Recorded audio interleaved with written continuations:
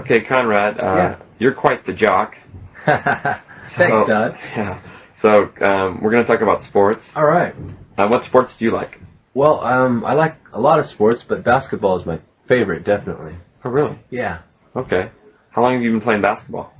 Let's see, probably about 30 years. I'm 37 now, and I think I was in elementary school when I started to play it first. Wow. At what age were you your best?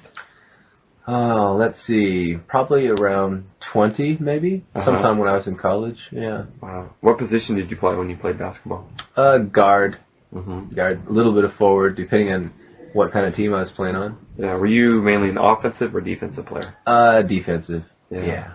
Okay. Do you still watch a lot of basketball on TV? Well, now living in Japan, I don't get many chances to watch the NBA, but I do follow it on internet. Okay. Basketball? Yeah, I play about once a week at the university I work at with the club team there. Okay. Great. All right. Thanks a lot, Conrad. Sure, no problem, Todd.